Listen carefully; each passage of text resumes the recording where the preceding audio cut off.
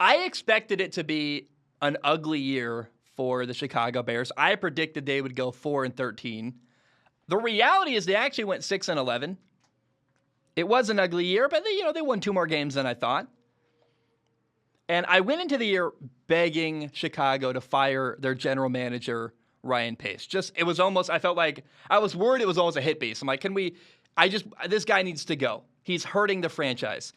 Now, I went back and watched my prediction video before this episode, and I was shocked to remind myself. I was like, I can't believe that's actually an opinion I had.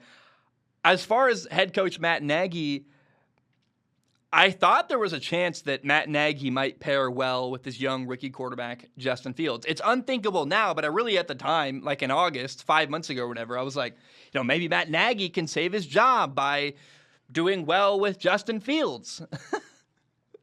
And the reality is that the best moment of the year was when Chicago fired both their GM, Ryan Pace, and their head coach, Matt Nagy. I'm not trying to be mean, no shade, I'm not trying to attack them, but neither of them was good for the Bears. And one example of that is I felt like Justin Fields' rookie year was mismanaged. By the second quarter of game number 2, Justin Fields was already playing because Andy Dalton left the game early injured. It was a weird situation because I thought Justin Fields played too early. He also played in 12 games last year, which is way more than I expected he would have. Again, he played before he was ready. He played a lot more than I thought he would.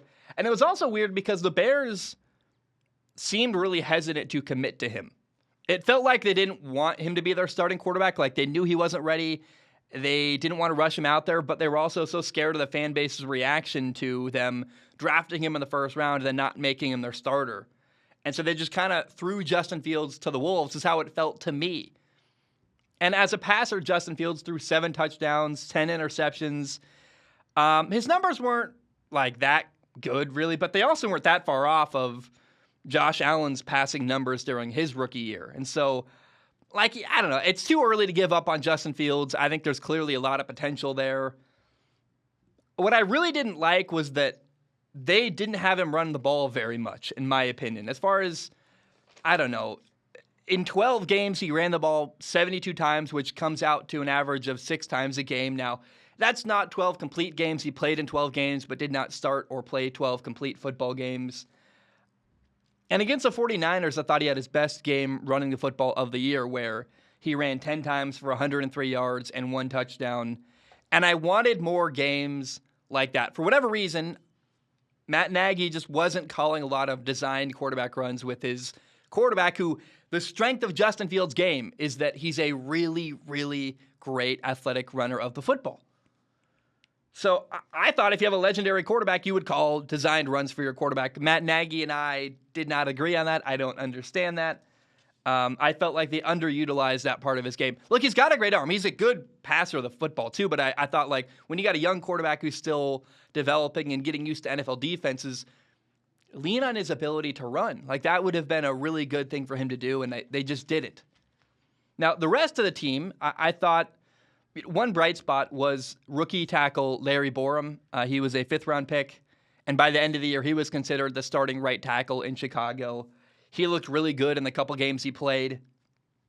Now, the low spot for Chicago was wide receiver Allen Robinson. He had the worst year of his career. He was playing on a franchise tag. He looked like he just didn't want to be there. Some of his effort was incredibly low, and he's like, look, I am not getting myself injured for this crappy football team. Is basically how it looked for him. He caught only 38 passes, 410 yards, and 1 touchdown catch. He just did not have a good year at all, and I don't know that he was really trying to. And I don't have much more to say about the Bears other than to just add that, again, it was a really, really ugly year. I am excited to see their new head coach, Matt Eberflus, their new GM, Ryan Poles. I want to see what they do next year. It is kind of funny that once again they went with a Ryan and Matt head coach GM combo, just like, from Ryan Pace and Matt Nagy to Ryan Poles and Matt Eberflus. I don't know. It's just kind of hilarious that coincidentally worked out that way, another Matt and Ryan combination. Let's hope that this one is way better than the last one. Let me know. How do you feel about the Bears' 2021 season? Is there anything I missed? Any highlights or lowlights you think I should have, brought up? Like I didn't talk about Khalil Mack at all. That somehow feels criminal. I don't know what I would say, but Khalil Mack is amazing.